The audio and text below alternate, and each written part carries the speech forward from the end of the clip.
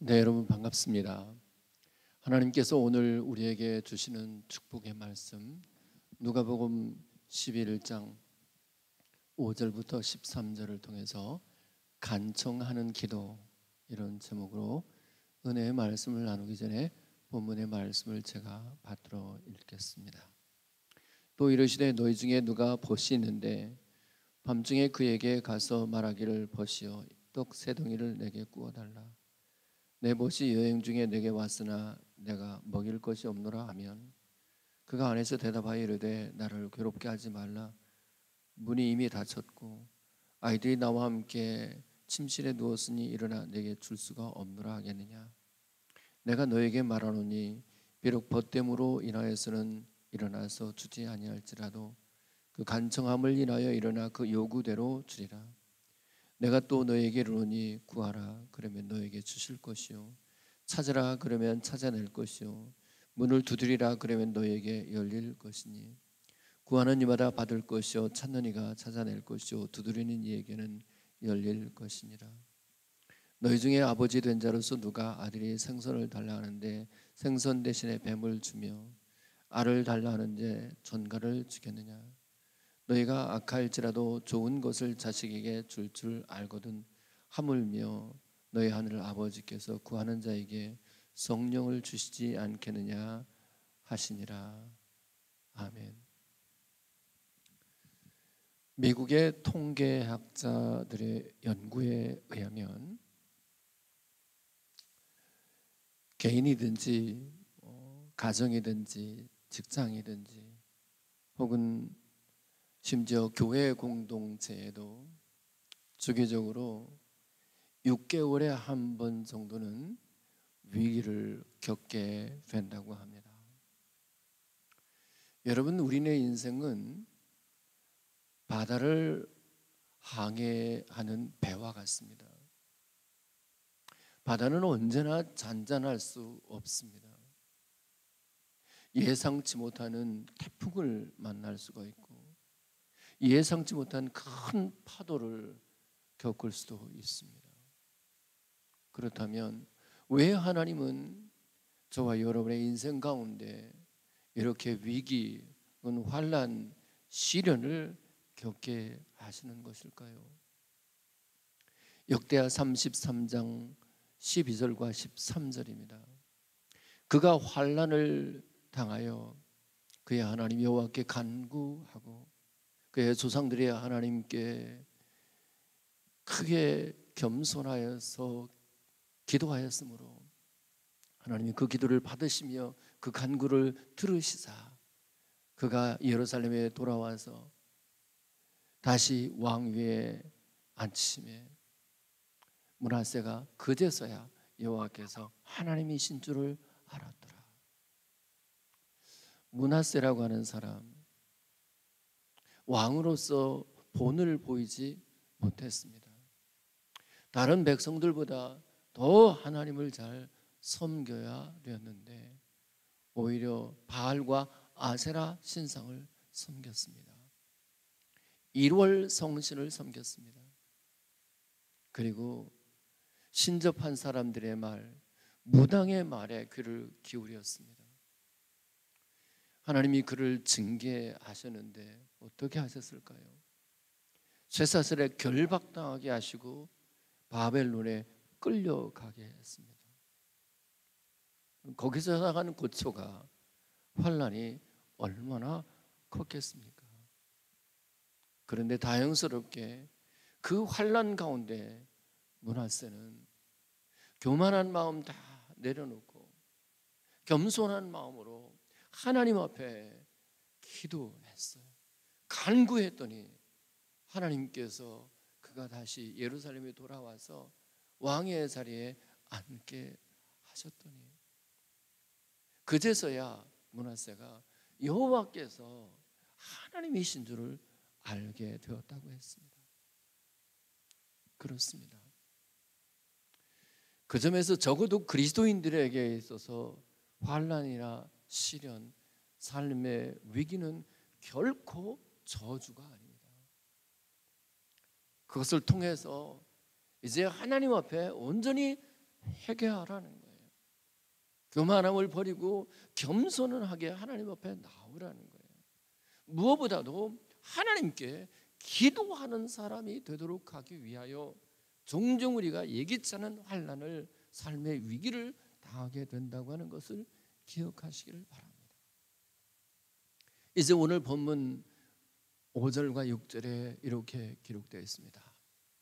또 이르시되 너희 중에 누가 벗이 있는데 밤중에 그에게 가서 말하기를 벗이여 떡 세 덩이를 내게 구워달라. 내 벗이 여행 중에 내게 왔으나 내가 먹일 것이 없노라 하면, 여러분 조금 이 한 사람에게 있어서 큰 위기는 뭐냐면 어떤 친구가 여행 중에 자기에게 찾아왔는데 먹을 양식이 없더라는 거예요. 그 배고파하는 친구에게 먹여줄 양식이 없는 것, 이것이 큰 삶의 위기였을 거예요. 그는 어쩌면 이전부터 늘 곤궁한 삶을 살았을지도 몰라요. 한 줌이라도 이 쌀이 있었다고 하면 굳이 그 밤에 찾아가서 친구의 문을 두드리며 떡 세 덩이를 구했을 리가 없기 때문입니다.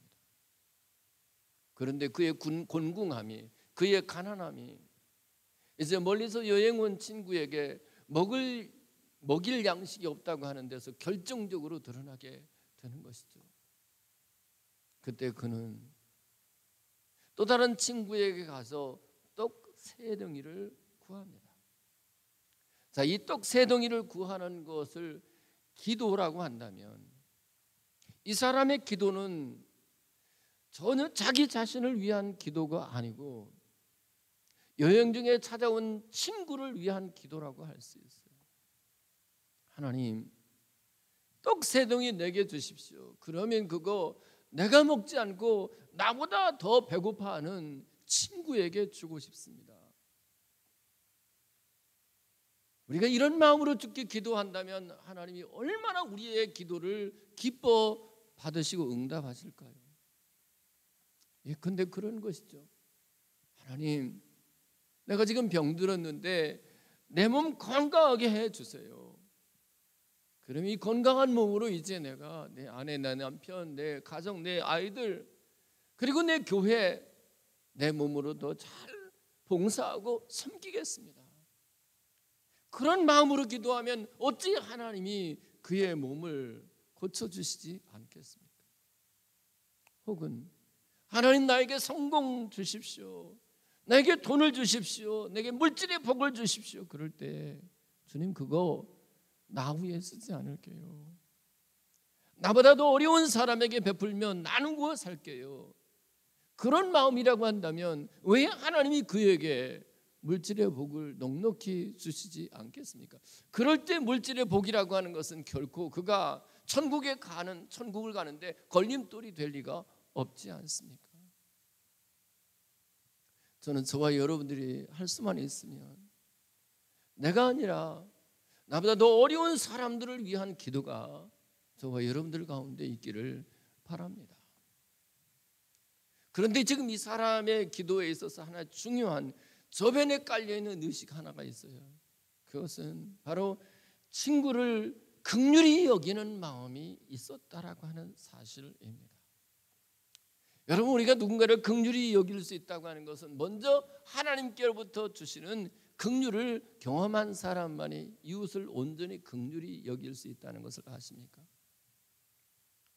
시편 78편 38절입니다. 오직 하나님은 긍휼하심으로 죄악을 덮어 주시어 멸망시키지 아니하시고 그의 진노를 여러 번 돌이키시며 그의 모든 그의 모든 분을 다 쏟아내지 아니하셨으니. 여러분도 그랬겠지만 제가 죄를 지을 때 하나님이 그 자리에서 진노의 불을 내리셨다고 하면 저는 아마 지옥을 면할 수가 없었을 것이에요. 그런데 하나님께서 그 죄악을 덮어주시어서 멸망시키지 않았어요. 진노를 여러 번 돌이키셨어요. 왜 그랬다고요? 하나님은 긍휼하신 분이기 때문에, 하나님 우리에게 긍휼을 베풀어 주시는 분이기 때문에 그래요. 지금 저와 여러분들이 존재하는 딱 한 가지 이유는 그거예요. 하나님이 우리를 긍휼히 여겨주신 것. 그 외에는 답이 없어요. 야고보서 2장 13절입니다. 긍휼을 행하지 아니하는 자에게는 긍휼 없는 심판이 있으리라. 긍휼은 심판을 이기고 자랑하느니라. 여러분, 우리 기도하는 사람에게 있어서 그 마음속에 저변에 충만하게 흐르는 강이 있어야 되는데 긍휼의 강이에요. 긍휼을 행할 수 있어야 돼요. 내가 이웃들에게 긍휼을 행하지 아니하면 긍휼 없는 심판을 받는다고 그래요. 그 말은 뭐냐면 내가 지은 그 죄대로 그대로 심판받는다고 했으니 지옥을 면할 수가 없는 것이죠. 여러분, 우리가 긍휼히 행한다, 긍휼을 베푼다, 무슨 뜻일까요? 상대방의 입장에서 생각하는 거예요. 상대방의 입장을 이해해 주는 거예요. 영어에서는 이 긍휼을 컴패션이라고 하는 단어로 써요. 이때 컴이라고 하는 단어는 함께라는 뜻이고요, 패션은 순한 혹은 고통, 아픔이라는 뜻이죠. 긍휼히 여긴다고 하는 것은 상대방의 아픔, 상대방의 고난을 내 아픔으로 여기는 거예요. 지금 본문의 얘기로 하자면 이 친구의 배고픔을 내 배고픔으로 여기는 거예요. 그러니까 그 친구를 위해 기도할 때 마치 내 문제처럼 기도하는 것이죠. 참으로 긍휼히 여기는 마음이 이거예요. 로마서 12장 15절입니다. 즐거워하는 자들과 함께 즐거워하고 우는 자들과 함께 울라.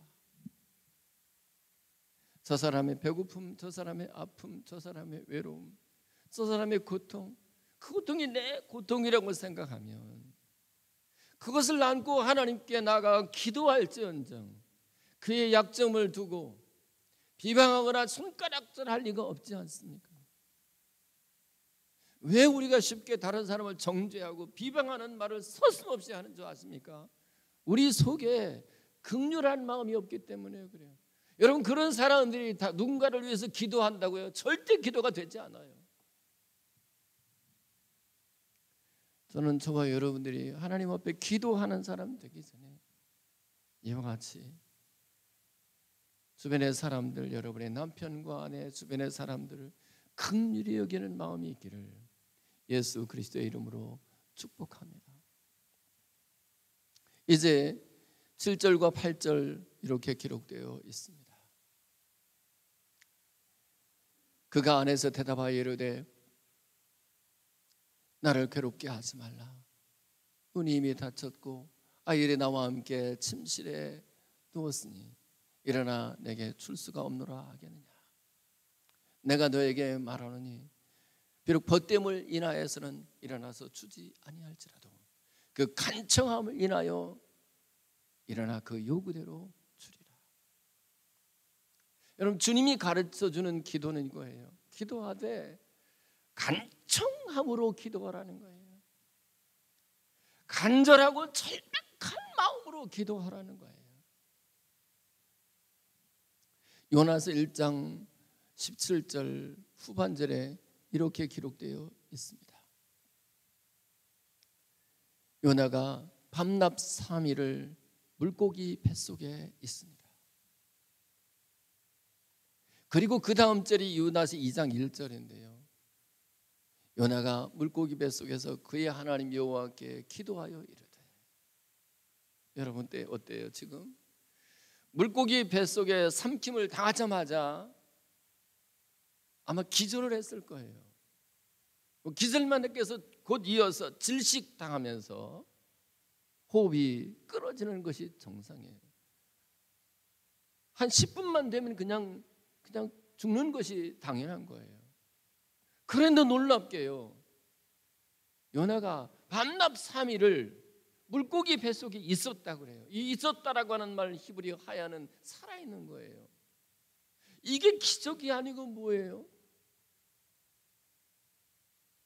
그렇게 살아있는 사람이 할 수 있는 유일한 것 한 가지는 하나님께 기도하는 것뿐이에요.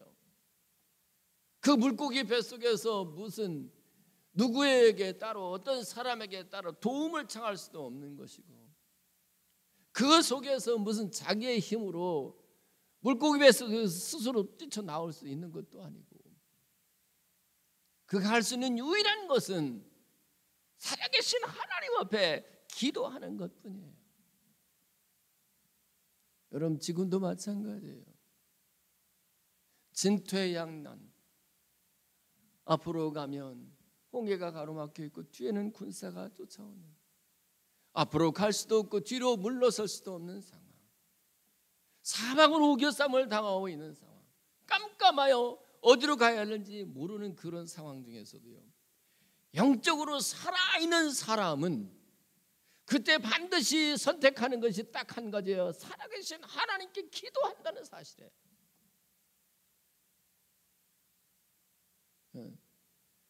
인생은요, 위기를 만나면 그 사람의 어떠함을 정확하게 알 수 있어요. 위기를 만났을 때 그 위기의 상황에서도 그 영이 죽지 아니하고 그 죽지 않았음을 기도로 증거할 수 있다고 하면, 그처럼 하나님 앞에 참 복된 사람이 또 어디 있겠습니까? 문제는 이거예요. 요나가 물고기 뱃속에서 기도했을 때 비록 막 소리를 질러서 부르짖어 기도는 못했을지라도 그의 단전소 끝에서 올라오는, 중심으로부터 올라오는 간절한 기도가 있었을 것 아닙니까? 하나님, 다시 나를 살려주십시오. 다시 나를 이 물고기 뱃속에서 꺼내주십시오.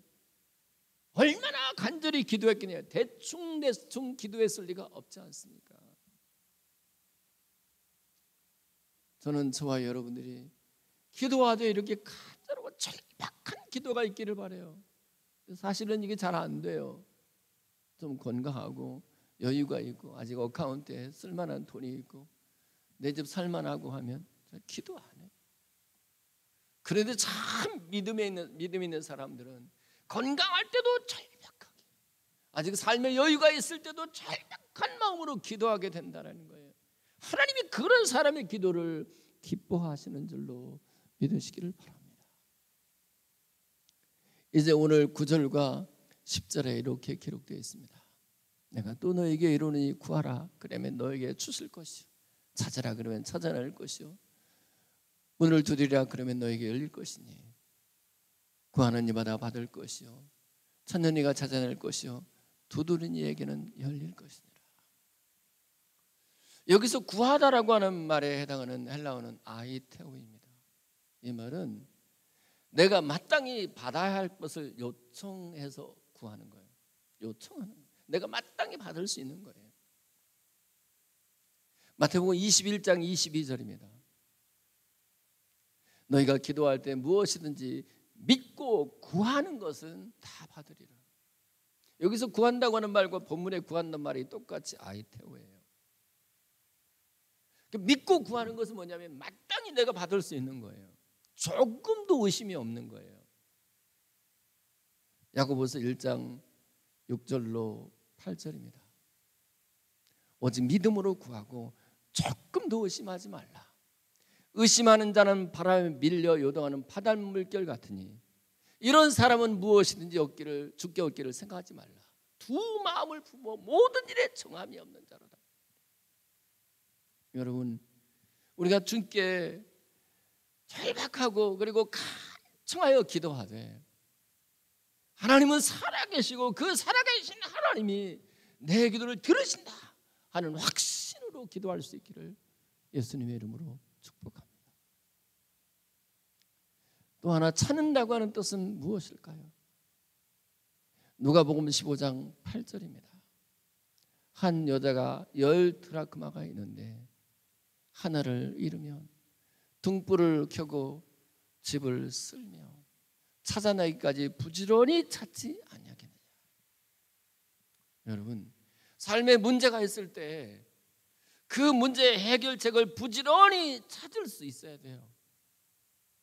그러나 여러분, 우리가 이 삶의 문제에 직면했을 때 정말 찾아야 할 대상이 누군지 아십니까? 잠언 8장 17절입니다. 나를 사랑하는 자들이 나의 사랑을 입으며 나를 간절히 찾는 자가 나를 만날 것이다.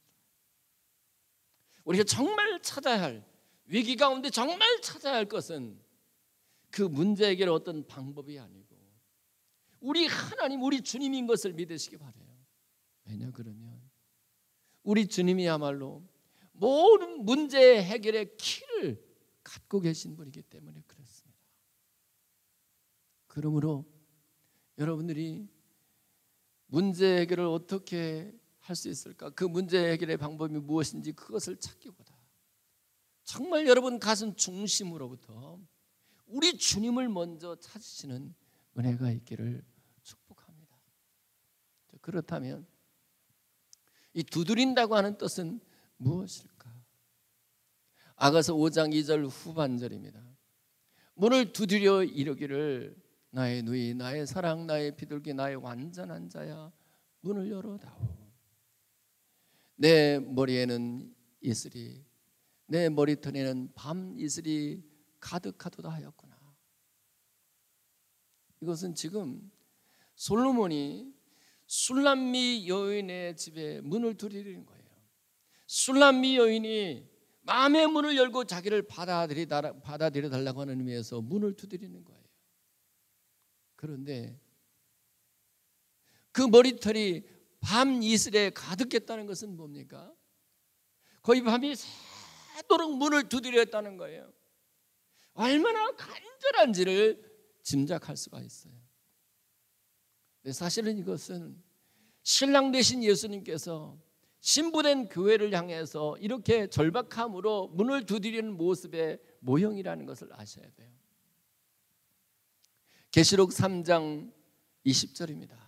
볼지어다 내가 문 밖에 서서 두드리노니 누구든지 내 음성을 듣고 문을 열면 내가 그에게로 들어가 그와 더불어 먹고 그는 나와 더불어 먹으리라. 주님은 지금도 간절한 마음으로 우리 마음에 들어오시고 싶어서 문을 두드린다고 하는 것을 기억하시기 바랍니다. 그럼 우리가 이제 문을 두드릴 때도 마찬가지. 주님을 향해서 문을 두드리는 거예요. 주님, 내 삶에, 내 가정에, 내 교회에 하나님 은혜의 문을 열어주세요. 하나님 믿음의 문을 내 남편에게 열어주세요. 주님 축복의 문을 열어주세요. 하나님의 문을 열어주세요. 우리가 이렇게 주님을 향해서 문을 두드리면 주님도 문을 열어주시고 우리가 주님 안으로 들어가서 주님이 제공하시는 열린 문으로 쏟아부으시는 은혜가 저와 여러분의 삶에 넘치게 될 줄로 믿습니다. 이제 오늘 11절로부터 13절에 이렇게 기록되어 있습니다.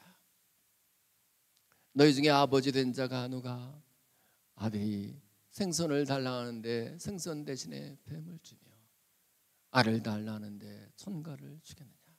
너희가 악할지라도 좋은 것을 자식에게 줄 알거든 하물며 너희 하늘 아버지께서 구하는 자에게 성령을 주시지 않겠느냐 하시니라. 여러분, 세상에 악한 아버지도요, 자식이 생선을 달라고 할 때 뱀을 주는 법이 없어요. 알을 달라고 할 때 전갈을 주는 그런 부모는 없어요. 하물며 너희 하늘 아버지께서. 무슨 말일까요? 기도하는 사람들에게 정말 중요한 이 확신이 뭐냐면 내가 누구인가, 자기 정체성을 확실히 갖고 있어야 돼요. 하나님이 정말 내 아버지인가, 그리고 나는 그의 자녀인가, 이 자기 정체성이 뚜렷한 사람들은 사실은 삶의 위기와 환난을 당했어도 흔들리지 않아요. 누가 무슨 말을 해도 쉽게 상처받지 않아요. 적어도 나는 자녀가 되는 권세가 있기 때문에 그래요. 여러분, 미친 사람들은요, 내가 누구인지 몰라요. 내 아버지 어머니도 몰라봐요. 자기 정체성을 잊어버리는 것이 그것이 바로 미치는 거예요. 그런데 여러분, 하나님이 내 아버지고 나는 그의 자녀라는 이 자기 정체성, 이 아이덴티티를 잊어버리잖아요. 그 사람 미친 사람과 하나도 다르지 않아요. 중요한 것은 이거예요. 살아계신 하나님, 그분이 내 아버지다, 그리고 나는 그의 자녀다, 이 확신을 가진 사람은요, 기도할 때 주저하지 않아요. 내 아버지가 내 말을 들으시고 내 아버지가 내 기도에 귀를 기울이시고 응답하신다는 확신을 갖게 돼요. 그런데 여러분, 왜 구하는 자에게 좋은 것으로 주시지 않겠느냐라고 하지 않고 구하는 자에게 성령을 주시지 않겠느냐라고 말씀하시는 걸까요? 그 답이 로마서 8장 16절에 있습니다. 성령이 친히 우리 영과 더불어 우리가 하나님의 자녀인 것을 증언하시나니. 여러분, 성령을 받을 때에만 우리의 영이 살고요, 그리고 그 우리 안에 계신 성령이 우리가 하나님의 자녀인 것을 증언해요. 그러니까 성령을 받지 않고는 누구든지 하나님이 내 아버지, 나는 그의 자녀라는 확신을 가질 수가 없다라는 사실이에요. 그래서 먼저 우리가 구해야 될 것 많지만 먼저 성령을 달라고 기도해야 된다는 거예요. 하나님 내게 성령 충만 주십시오. 로마서 8장 9절입니다. 만일 너희 속에 하나님의 영이 거하시면 너희가 육신에 있지 않고 영에 있나니 누구든지 그리스도의 영이 없으면 그리스도의 사람이 아니라. 여러분, 그리스도의 영이, 성령이 내 속에 없으면 그리스도의 사람이 아니에요. 성령이 내가 없으면 하나님의 자녀라는 확신이 내 안에 생길 수가 없다니까요. 그럼 여러분, 우리가 어떻게 성령을 받을 수 있을까요? 성경에 보면 종종 하나님의 사람들의 안수함으로 받게 되는 경우가 있지만 가장 좋은 방법은 말씀을 받는 거예요. 사도행전 10장 44절, 베드로가 이 말을 할 때 성령이 말씀 듣는 모든 사람에게 내려오시네요. 왜 그렇습니까? 요한복음 6장 63절의 후반절에 예수님이 이렇게 말씀하셨습니다.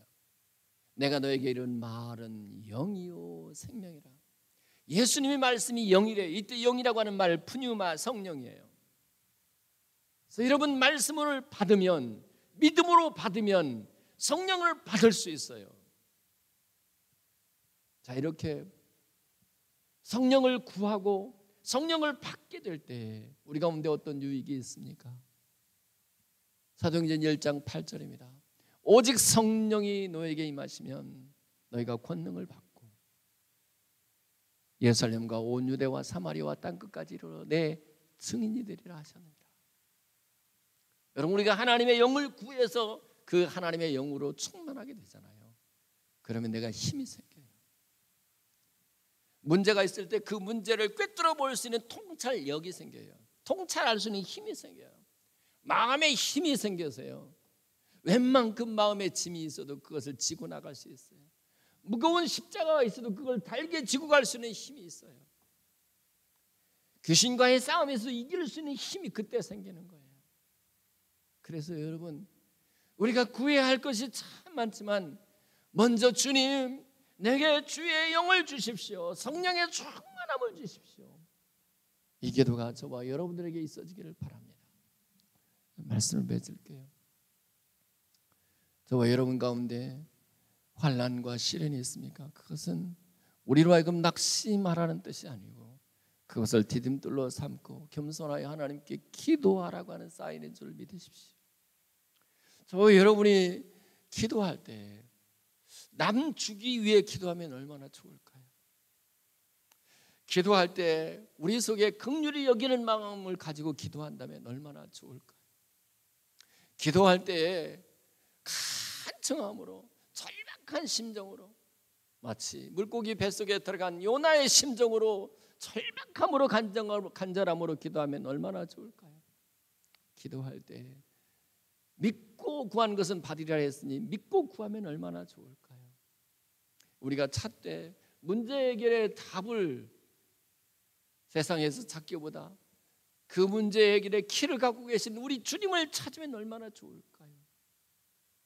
그리고 우리 주님께 문을 두드려서 우리 주님이 하늘의 문을 열어주시고 은혜의 문을, 축복의 문을 열어주시면 얼마나 좋을까요? 무엇보다도 하나님이 내 아버지라는 확신을 가지고 나는 그의 자녀라는 확신을 가지고 기도한다면 얼마나 좋을까요? 그 기도 하나님이 외면하실 리가 없지 않습니까? 그런데 내가 하나님의 자녀라는 확신을 어떻게 얻을 수 있다고요? 하나님의 성령을 받으면. 그래서 성령을 먼저 구하라고 말씀하시는 거예요. 바라기는 이 악한 시대에 저와 여러분들이 기도로서 세상을 이기고 환난을 이기고 그리고 하나님을 기쁘시게 하며 성령 충만한 삶으로 남은 인생의 때를 사시다가 오늘이라도 다시 오실 주님 앞에 기쁨으로 주의 얼굴 뵙는 저와 여러분들 되실 수 있기를 축복합니다. 기도합시다.